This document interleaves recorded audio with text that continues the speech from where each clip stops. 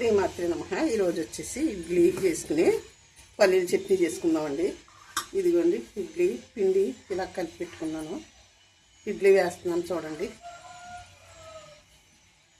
ఎంత బాగుందో చూడండి. పిండి చాలా బాగా వచ్చిందండి.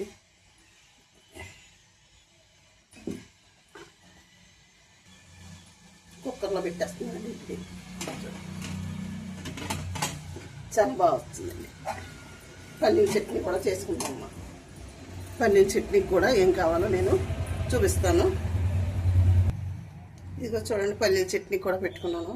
ఇదిగో పల్లీలు, ఎండుమిర్చి, జీలకర్ర, 4 ఎల్లుల్లి రేపలు, కొంచెం చింతపండు, పంచదార, కొంచెం సాల్ట్. ఈ పల్లీలు వేయించుకుని ఇవన్నీ వేయించుకోవాలండి. చింతపండును వెల్లుల్లి రేపలు వేయించుకోక్కర్లేదు. వేయించుకుని మనం చట్నీకి రెడీ చేసుకుందామండి. ఇడ్లీ చట్నీ గిన్నె పెట్టుకున్నానండి. పల్లీలు వేసుకుంటున్నాను, ఎండుమిర్చి కూడా వేసుకుంటున్నాను, వెల్లుల్లి కూడా వేసేస్తున్నాను. ఇవన్నీ కలిపి ఆయిల్ పెట్టనండి. ఆయిల్ వేయకుండానే వేయించుకుంటానండి. చూడండి, చిటపట్ట వేయించినాయి.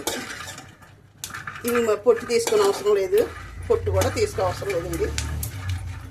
ఎండుమిర్చి కొంచెం ఎక్కువ వేసానండి. ఏంటి అంకుల్ గారు కొంచెం కారం ఎక్కువ కావాలా. జీలకర్ర ఇప్పుడు వేసుకున్నాము.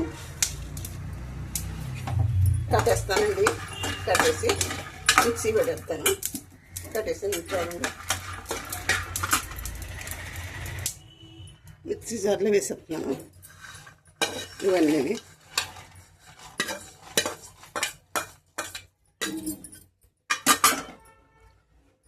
ఉప్పు, పంచదార కూడా వేసేస్తున్నాను. చింతపండు కూడా వేస్తున్నాను. ఇవన్నీ మిక్సీ పట్టేస్తానండి. చూడండి చట్నీ ఎంత బాగా వచ్చింది చూడండి ఒకసారి. చాలా బాగా వచ్చింది కదా. గిన్నెలోకి తీసేసుకుంటున్నానండి. సూపర్ వచ్చింది చట్నీ అయితే. చాలా బాగా వచ్చింది ఇడ్లీ చట్నీ. ఎండుమిరపకాయలు వేసాను కదండి. ఎండుమిరపకాయల మూల రెడ్గా వచ్చింది. కారం కూడా బాగుంది, చాలా బాగుంది. ఇడ్లీ కూడా హాట్ బాక్స్లోకి తీసేసుకుంటున్నాను చూడండి. హాట్ బాక్స్లో పెట్టేసుకుని మూత పెట్టేసుకుంటాను. చూడండి ఇడ్లీ ఏ విధంగా వచ్చింది.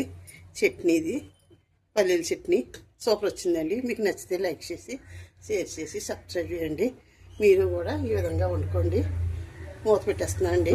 వేడి పోకుండా ఉంటుంది కదా, అంచేత మూత పెట్టేస్తున్నాను. ఉంటానండి. శ్రీమాత్రే నమః. శ్రీమాత్రే నమః. శ్రీమాత్రే నమః. ఈ వీడియో ముగిస్తున్నానండి.